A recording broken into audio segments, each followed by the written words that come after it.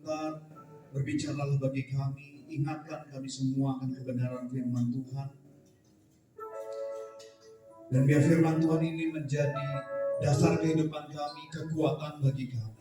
Terima kasih Bapak, terima kasih. Ini doa kami di dalam nama Tuhan Yesus kami sudah berdoa. Haleluya, amin. Puji Tuhan, silakan duduk kembali Bapak Ibu. Kita bersyukur di tahun 2023 ini kita bisa tetap menikmati dan merayakan Natal yang luar biasa. Yang melalui COVID-19 melewati hari-hari yang sulit Bapak Ibu. Tapi kalau kita ada hari ini semua karena kebaikan Tuhan. Yang setuju katakan amin. Yang setuju bisa berikan tepuk tangan untuk Tuhan kita Bapak Ibu. Karena dia Allah yang luar biasa. Bapak Ibu Saudara, terima kasih untuk kesempatannya. Saya bisa menyampaikan kebenaran firman Tuhan. Saya ingin sedikit berbagi Bapak Ibu Saudara atau share bahwa sesuai dengan tema yang diberikan damai sejahtera sehingga kita menjadi ciptaan baru. Nah Bapak Ibu, Natal itu identik dengan apa aja? Kalau kita bicara Natal, Bapak Ibu Saudara, Natal bukan hanya bicara perayaan, bukan hanya bicara makan, ya Bapak Ibu Saudara, bukan bicara hanya sekedar kumpul-kumpul, tetapi ada esensi Natal yang perlu kita ingat, perlu kita hidupi Bapak Ibu Saudara. Setidaknya hari ini ada 3 kalau kita bicara Natal. Pertama, Natal itu identik dengan yang namanya damai. Ya Bapak Ibu. Natal itu identik dengan yang namanya peace. Natal itu identik dengan perdamaian dan sesuatu yang tenang, yang penuh dengan sukacita dan kedamaian. Saya masih ingat sekitar 10 ketika pemerintahan Bapak SBY, Bapak Ibu, ketika beliau menghadiri perayaan Natal Nasional di Surat Kabar Kompas, dikatakan bahwa di dalam pidatonya Pak SBY mengatakan bahwa Natal itu adalah damai. Nah, jadi Bapak Ibu Saudara, banyak orang pun di luar berpandangan bahwa Natal itu bicara tentang kedamaian. Di dalam Lukas pasal 2 ayat 14 dikatakan bahwa kemuliaan bagi Allah di tempat yang maha tinggi dan damai sejahtera di bumi di antara manusia yang berkenan padanya. Biarlah Natal di tahun 2023 ini juga membawa damai bagi setiap kita semua, Bapak Ibu. Saya ada sebuah video ini sebuah klip Bapak Ibu Saudara. Sebenarnya ini video iklan di luar negeri, video iklan coklat. Tetapi ini diambil dari sebuah kisah nyata di Perang Dunia Pertama. Ketika waktu itu tentara Inggris berperang dengan tentara Jerman. Dan Bapak Ibu Saudara, ketika peperangan terjadi, itu mereka memasuki masa Natal. Pas tanggal 25 Desember, ya Bapak Ibu Saudara. Dan kita akan lihat sedikit, kalau bisa melihat Bapak Ibu Saudara mungkin di layar kanan kiri, yang bisa melihat ke kanan kiri, mungkin bisa dengarkan saja. Mereka sedang berperang ini Bapak Ibu.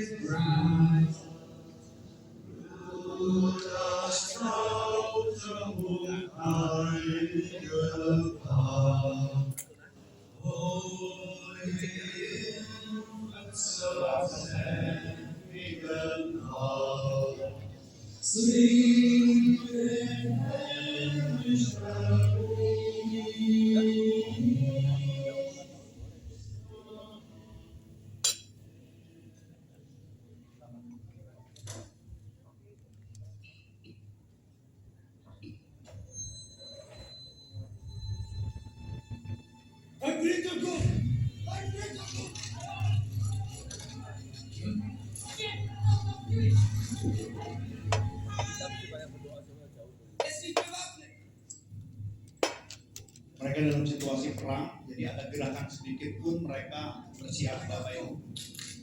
Tapi perhatikan bahwa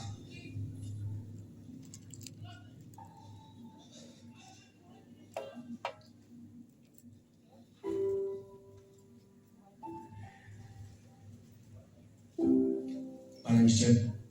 My name is Otto. Please meet Otto. Like me.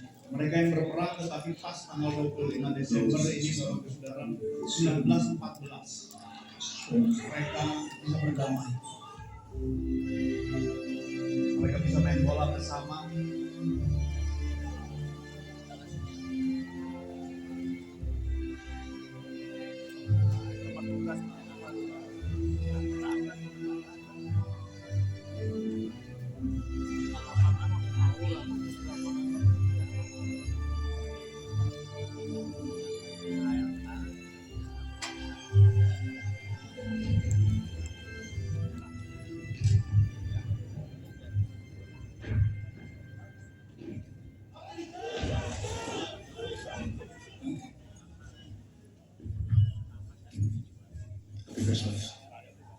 woman.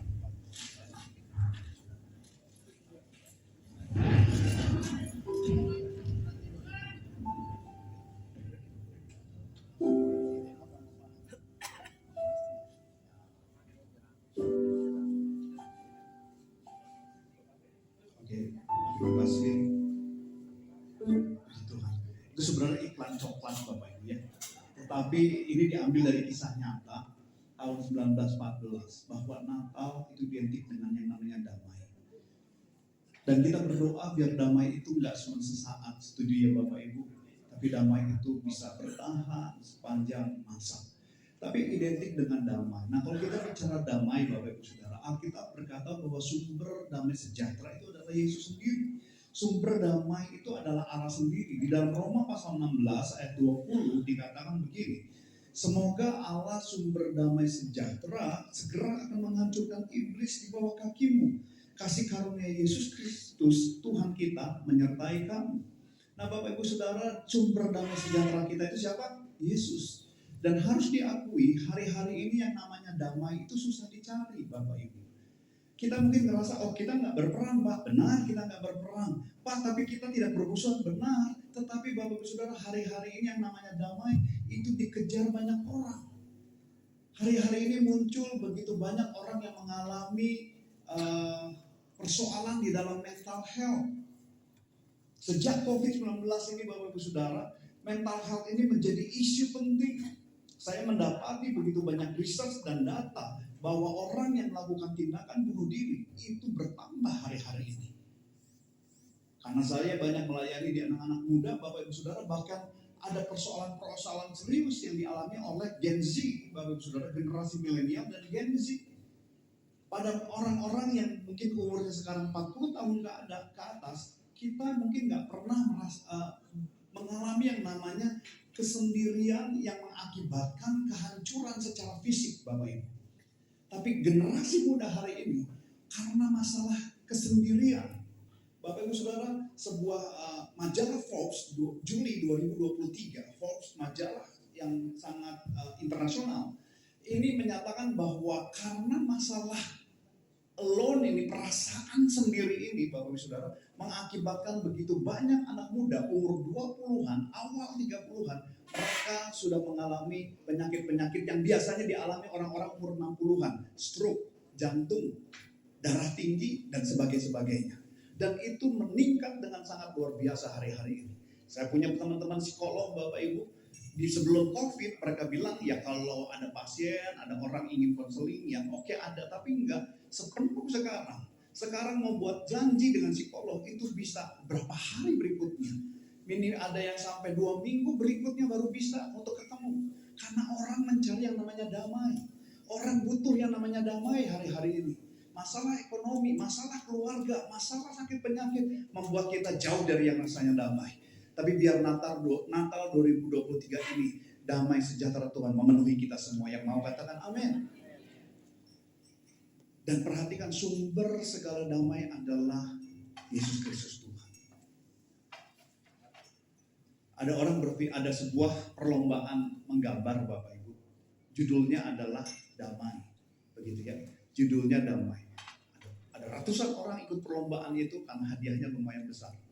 Ketika perlombaan dilangsungkan, hasil gambar dikumpulkan, banyak yang menggambar pegunungan yang tenang, menggambar pemandangan-pemandangan yang indah, menggambar lautan-lautan yang teduh, sunrise, sunset, pantai yang indah, ada yang menggambar burung merpati, lambang perdamaian dan sebagainya.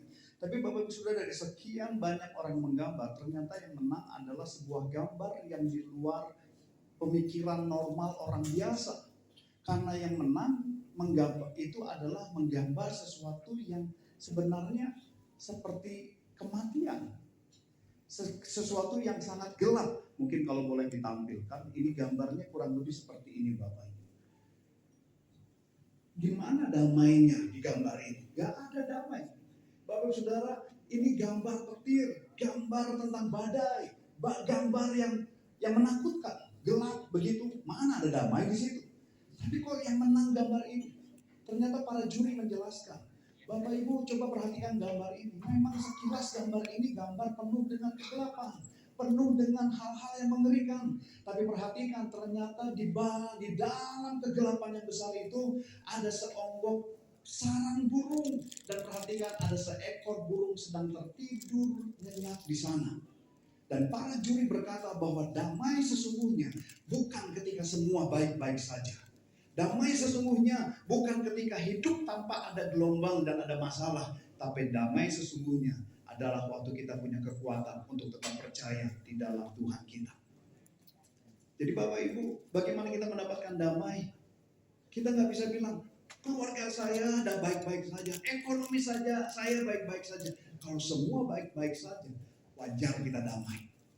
Tapi dalam situasi yang seperti saat ini, bahkan di dalam poin-poin doa yang sering dibagikan oleh para pendoa nasional, Bapak Ibu Saudara, mengenai bangsa kita tahun 2024 dikatakan tidak ada kepastian.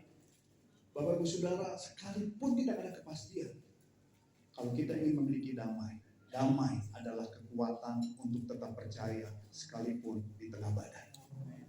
Sekalipun hidup kita ada di tengah badai, kita nggak bisa bilang orang di luar untuk sesuai dengan keinginan kita, tapi kita bisa kendalikan diri kita. Tahun 2020, Bapak Ibu, bulan Maret di Kota Bandung, kita tahu ada kejadian yang cukup menakutkan tentang COVID-19. Dan saya adalah salah satu orang yang terkena COVID di Maret 2020. Ya, banyak orang dari teman-teman hamba-hamba Tuhan yang bersama saya juga meninggal dunia. Dan saya waktu itu ada di Hasan Sadikin juga, Bapak Ibu. Bapak Ibu Saudara, di kamar itu ada beberapa orang, dan beberapa orang yang bersama dengan kami, ada 6 orang, dan beberapa itu meninggal dunia. Jadi saya berpikir, waduh, ini satu-satu meninggal, berarti saya juga mungkin akan meninggal. Bukan mungkin lagi, kayaknya bisa jadi meninggal, karena setiap hari kayaknya semakin memburuk.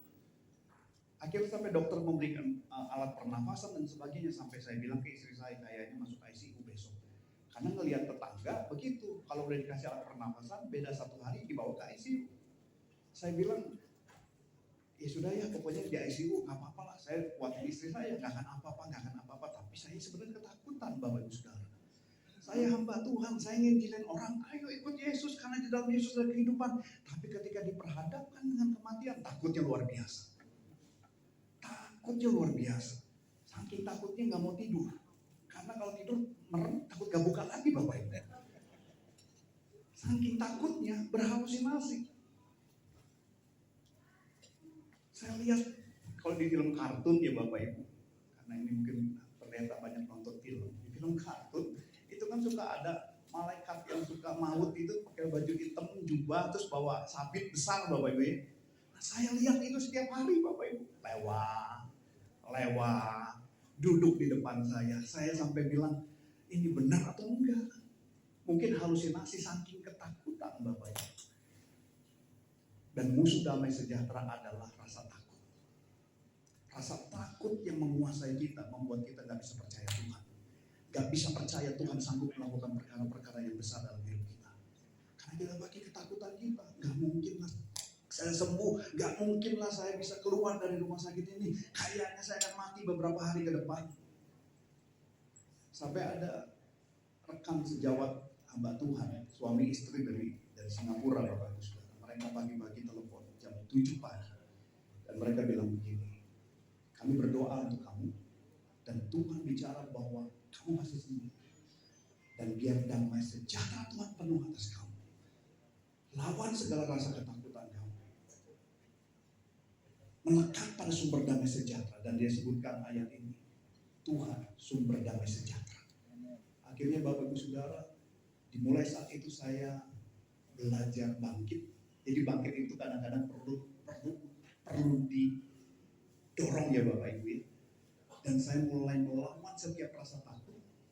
Saya mulai melawan setiap pikiran-pikiran negatif. Setiap ada perasaan mati, kamu mati, saya lawan. Saya bilang saya tidak akan mati. Saya akan hidup, saya akan menciptakan perbuatan-perbuatan Tuhan. Ketika muncul hal-hal yang menakutkan, saya lawan. Dan Bapak Saudara, pelan-pelan damai sejahtera itu melingkupi saya. Dan ketika damai sejahtera itu melingkupi saya,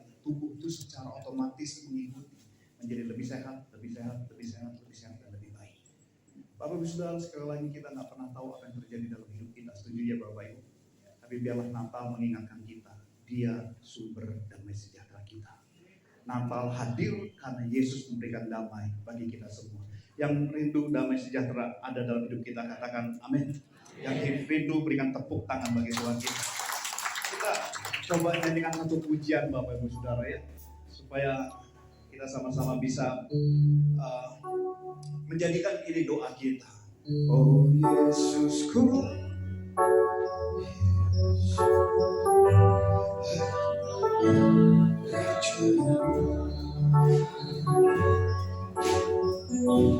Kau turun ke dunia, selamatkan manusia. Oh Yesusku,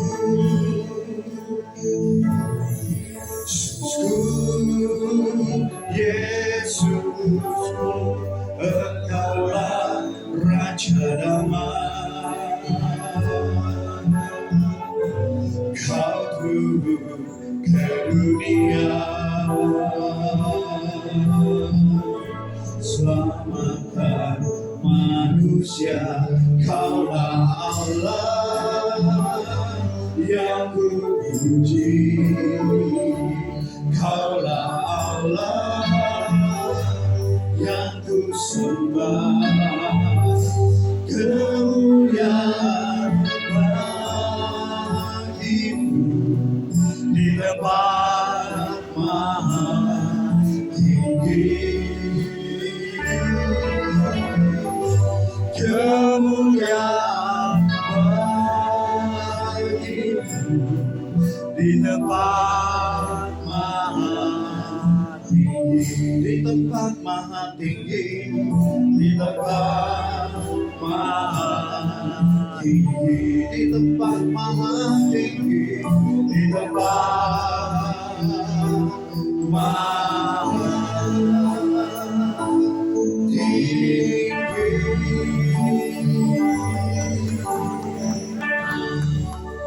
Haleluya. Yang kedua, kalau kita bicara Natal, yang pertama Natal selalu identik dengan peace, dengan damai. Bapak Ibu Saudara, yang kedua Natal itu identik dengan segala sesuatu yang terang. Bapak Ibu kemana-mana pun juga kita akan melihat penuh dengan terang. Gak ada Natal itu gelap. Natal itu warna-warni. Natal itu mencerang bahasa Sundanya ya Bapak Ibu. Makanya pakai bajunya hijau mencerang, merah mencerang begitu ya. Gak ada Natalan baju putih atau baju hitam begitu ya. Jadi karena Natalan itu identik dengan terang. Kita ke mall, kita bahkan kalau ke beberapa negara, Bapak Ibu, di jalan-jalanan itu Natal itu identik dengan segala sesuatu yang terang benderang. Beberapa minggu lalu, 2 minggu lalu maaf, saya ke Manado Bapak Ibu Saudara. Belum Desember, tetapi daerah pusat Manado itu sudah penuh dengan pohon-pohon Natal dan sebagainya. Natal identik dengan terang. Karena memang Bapak Ibu Saudara, di dalam Yohanes pasal pertama ayat 4-5 disebutkan bahwa di dalam Dia ada hidup dan hidup itu adalah terang manusia. Terang itu bercahaya di dalam kegelapan dan kegelapan itu tidak menguasainya. Jadi memang kelahiran Yesus identik dengan terang. Terang itu bercahaya, terang itu memberi kehidupan, terang itu membawa cahaya sehingga kegelapan tidak menguasainya. Kelahiran Yesus memang digambarkan sebagai terang yang bercahaya di dalam kegelapan. Manusia itu dibilang hidup di dalam kegelapan. Bapak Ibu Saudara, ada sebuah penelitian, sebuah research yang menyatakan bahwa orang yang hidup di ruangan yang gelap tanpa cahaya sama sekali selama minimal 72 jam atau 3 hari, ya Bapak Ibu, tanpa cahaya sedikit pun atau lebih 72 jam atau lebih, ketika dia keluar dari ruangan tersebut, orang itu pasti buta permanen. Jadi Bapak Ibu Saudara, hal yang menakutkan dari gelap itu adalah membawa kebutaan kepada manusia. Dan memang itu yang sedang iblis lakukan sama manusia. Kita memang gak lihat bumi ini gelap Bapak Ibu. Kita memang gak lihat matahari gak bersinar. Secara fisik kita masih bisa melihat cahaya dan terang. Tetapi ini bicara tentang spiritual. Ini bicara tentang kehidupan rohani. Iblis berusaha untuk membuat kita tidak bisa melihat. Tidak bisa melihat sebuah harapan ke depan. Tidak bisa melihat sebuah tujuan ke depan. Dan itu yang iblis lakukan. Iblis nggak pusing kita di gereja, Bapak Ibu. Iblis nggak pusing kita melayani bahkan. Tapi dia akan bingung ketika dia melihat kita ada di dalam tujuannya Tuhan. Arti dosa sesungguhnya, hamartia, Bapak Ibu Saudara. Dosa itu bukan hanya sekedar, saya mencuri itu dosa. Ya, itu dosa. Ya, saya berzina, saya berdosa, itu dosa, benar. Tetapi dosa sesungguhnya dimulai ketika kita disebut hamartia. Apa hamartia? Keluar dari sasaran, keluar dari tujuan. Dan itu yang iblis lakukan terhadap banyak anak-anak Tuhan hari-hari ini. Mereka nggak punya lagi harapan untuk masa depan. Mereka nggak bisa melihat lagi ada visi di depan. Ada sesuatu yang baik di depan. Banyak orang sekarang nggak percaya mujizat akan terjadi. Banyak orang nggak percaya Tuhan sanggup melakukan perkara-perkara yang ajaib. Banyak orang Kristen nggak percaya, itu bukan untuk saya. Nggak mungkin itu terjadi. Dan Bapak Ibu Saudara, kalau kita punya hidup seperti itu, yang tepuk tangan si jahat. Karena kita nggak mengalami janji-janji Tuhan. Setuju Bapak Ibu? Karena kita dipenuhi kegelapan. Natal bicara tentang terang, dan terang itu bercahaya. Ketika terang itu ada, harusnya kegelapan sirna. Dan kalau kegelapan sirna, harusnya kita bisa melihat ke depan. Ya, hari ini kita bisa miskin, hari ini mungkin kita masih sakit, tapi saya percaya kalau kita bisa melihat Tuhan, kita bisa melihat, tapi itu tidak akan selamanya. Saya bisa sakit, tapi tidak akan sakit selamanya. Saya bisa miskin, tapi saya tidak akan miskin selama-lamanya. Karena Tuhan akan membawa saya naik, tidak turun menjadi kepala dan tidak menjadi ekor. Amin. Harapan itu penting. Dan itu yang dikunci oleh si jahat. Saya juga gembala jemaat, Bapak Ibu. Saya punya pengembalaan. Kebanyakan di saya anak-anak muda, dewasa muda. Dan Bapak Ibu Saudara, saya melihat mereka orang-orang yang potensi. Bahkan saya melihat ada orang yang dari SD, SMP, SMA itu pinter ranking, Bapak Ibu Saudara. Bahkan kuliah pun dia cum laude, arsitek di salah satu universitas ternama di Bandung. Tapi Bapak Ibu Saudara, ketika saya tanya, kamu mau ngapain? Dia cuma jawab gini, nggak tahu lah, gelap. Dia kan bisa melihat ke depan, Bapak Ibu Saudara. Orang pikirkan, wah dia punya potensi besar. Tapi ketika nggak punya lagi harapan untuk masa depan, mungkin karena situasi keluarga, situasi ekonomi dan sebagainya membuat dia akhirnya, udahlah, saya segini aja. Bapak Ibu Saudara, itulah yang dibuat si jahat. Ada sebuah kesaksian, saya baca ini di salah satu surat kabar, Bapak Ibu. Di Amerika ada seorang anak umur 10 tahun. Dia punya penyakit leukemia, kanker darah. Jadi di bulan November, dia cek ke dokter. Dan dokter bilang ke orang tuanya, waduh ini udah gak bisa disembuhkan. Kayaknya umurnya gak lebih dari 3 bulan. Jadi Bapak Ibu Saudara, orang tuanya begitu sedih dan mereka, karena waktunya tinggal 3 bulan, mereka ingin melakukan apa saja untuk si anak ini senang. Jadi mereka tanya, karena itu di akhir November, awal Desember, apa yang kamu pengen di bulan Desember ini, di Natal? Ternyata anak ini gak minta yang aneh-aneh, dia cuma bilang begini, Pak, Ma, boleh gak saya, ada yang kirimin saya rindu ada yang mengirim saya kartu Natal. Karena kan sejak ada handphone, kartu Natal jadi gak laku ya Bapak Ibu ya. Kalau zaman saya dulu SMA, SMP, wah beli kartu Natal itu kan setiap Desember banyak untuk dikirim-kirim. Sekarang kan jarang, semua pakai handphone. Nah, anak ini pengen, mungkin gak ya Desember ini ada orang kirim kartu Natal. Orang tuanya bilang, wah ini keinginan, harus kita coba. Jadi dia bilang tetangganya, dia cerita tetangga-tetangganya, tolonglah nanti Natal kirim kartu Natal ke rumah untuk anak saya. Dia cerita ke saudara-saudaranya, familinya di luar kota, tolonglah nanti demi anak saya kirim kartu Natal supaya dia senang, umurnya gak panjang. Bapak Ibu Saudara, tapi berita itu akhirnya menyebar dengan sangat cepat, di kota itu menyebar, bahkan ke kota-kota lain di Amerika, bahkan sampai ke Eropa. Jadi si anak ini bukan hanya menerima 1-2 lembar kartu Natal dari kerabat dan tetangga, tetapi dia dalam 1 minggu, Bapak Ibu, dia mendapatkan 3.000 kartu Natal dari seluruh penjuru dunia. Jadi Bapak Ibu Saudara, anak ini kan dia punya harapan tentang kartu Natal. Dia lihat kartu Natal, banyak begitu dari Eropa, dari ini. Dan dia nggak tahu kalau itu ternyata orang tuanya yang minta awalnya. Tapi dia senang sekali Bapak Ibu Saudara. Dia bergembira sekali. Dan ternyata waktu anak ini punya harapan, ternyata penyakitnya membaik. 3 bulan anak ini tetap hidup. Dibawa ke dokter dan dokter bilang, Pak ini bisa disembuhkan. Dan anak itu akhirnya bisa disembuhkan total Bapak Ibu. Dimulai dari apa? Harapan. Bapak Ibu, ayo akhiri 2023 ini dengan sesuatu yang mungkin apa yang kita alami nggak baik, tapi ayo bersyukur dengan apa yang sudah terjadi dan ayo kita harapkan sesuatu yang baik terjadi di depan. C.S. Lewis pernah berkata begini, kita nggak mungkin bisa mengubah yang awal, tapi kita bisa mengubah akhirnya. Saya berdoa kita mau mengubah akhir hidup kita Bapak Ibu. Dimulai hari ini. Kita banyak kesalahan di masa lalu, ya pasti. Tapi terang itu hadir untuk kita bisa dimulai hari ini.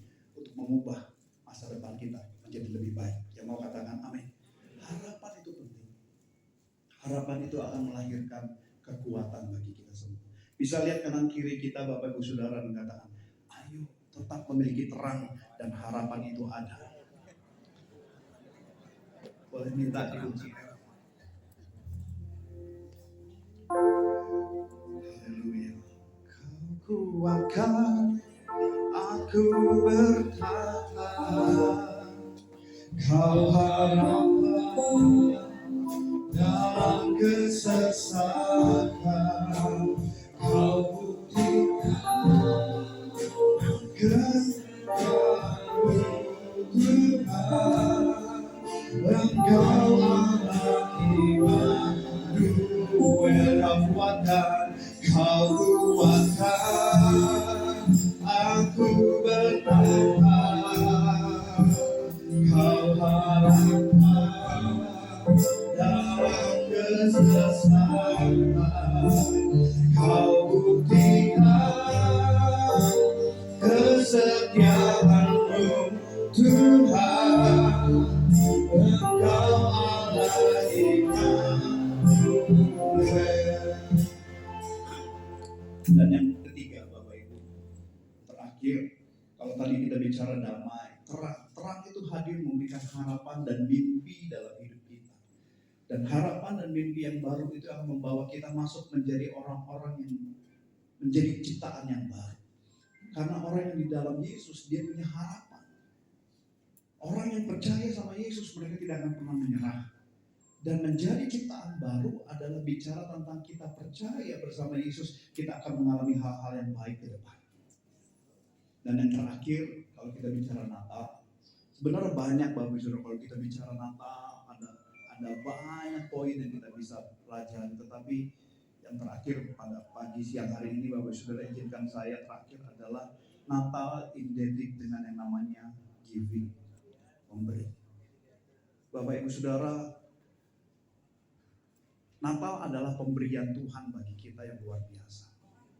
Natal adalah sebuah situasi di mana sebenarnya kita harusnya binasa. Tapi karena Tuhan mengasihi kita, Dia memberikan anaknya yang tunggal.